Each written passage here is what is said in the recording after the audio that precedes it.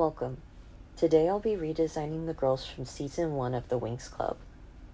Here in the beginning, I'm just trying to get an idea for the sizes of the girls and pose dynamics for their personalities.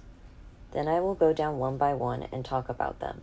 If you have any art questions, feel free to ask in the comments and I will answer as soon as I can. For Bloom, I wanted to go with a 70s style, as she has that feel to me with her current style. I kept her iconic hair as I love it. For clothes, I felt a high-waisted pant fit the 70s aesthetic better, but kept her bell-bottom shape.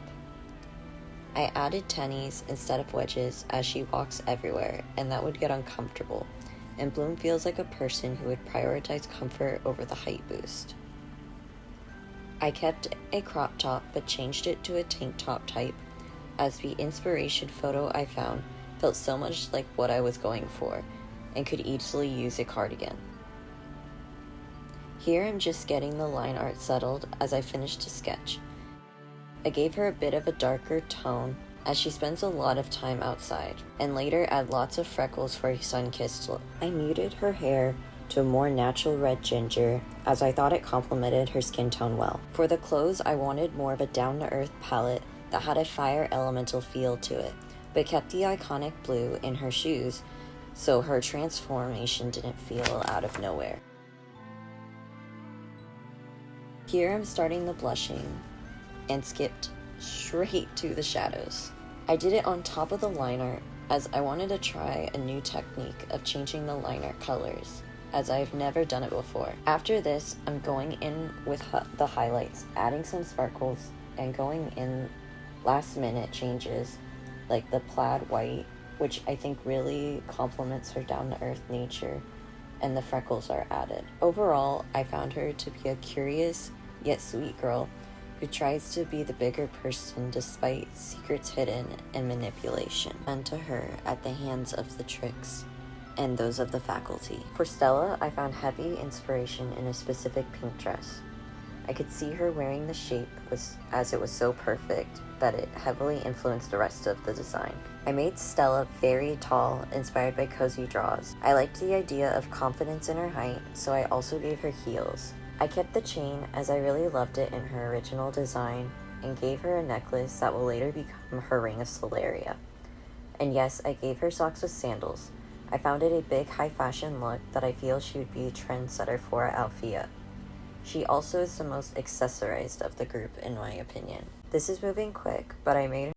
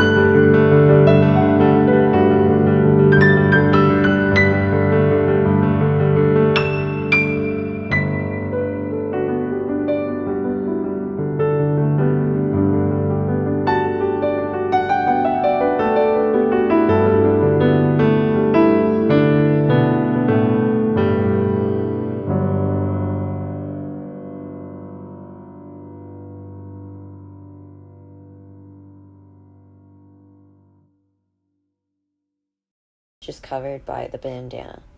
I added gold accents and the blushing and began the shading process. Flora is so kind and soft-spoken, slow to anger, and incredibly intelligent. She just seems to have difficulties voicing it. But when it comes to plants, an interest that I think is comparable to a special interest, she becomes able to voice it. It made me so happy to draw her. At this point, I felt my last two weren't up to par with her in the future designs, having felt I improved throughout the process. On to the next. One of my favorites is Musa. I made her the smallest in the group as it just felt right under Bloom. I related to her and attached to her as a child from her behavior. I made sure to keep her headphones she's seen wearing a lot, and even in her transformation, as I really see her character as someone with autism, as I too am someone with autism. So seeing this representation felt important, showing the more emotional side of the spectrum, versus one of the other characters I also see that we will speak on. I was heavily inspired by C-pop and Korean streetwear. I wanted to pick clothes that felt sporty to dance in, yet safe, like you could hide in it, which is why I added the big jacket. One with a zipper to fidget with and provide pressure on the wrist, like the pants on the ankles. To be hugged with pressure, which I find quite soothing. And some boots that in my head snap into place. A lot of the behaviors in the show I found to be parallel or akin to wanting to melt down, to how emotions can take over and feel overwhelming that you blow up without meaning it, melting down subsequently. Yusa in the show seems to be Chinese, as from her backstory and planet's culture, though it is not explicitly stated. Despite that, I did try to stick to the characteristics to keep the representation. The color scheme I kept relatively close. I tried to make the red shirt kind of sheer looking, like a lightweight breathable fabric, and I imagine it being soft and short sleeve but enough to hang.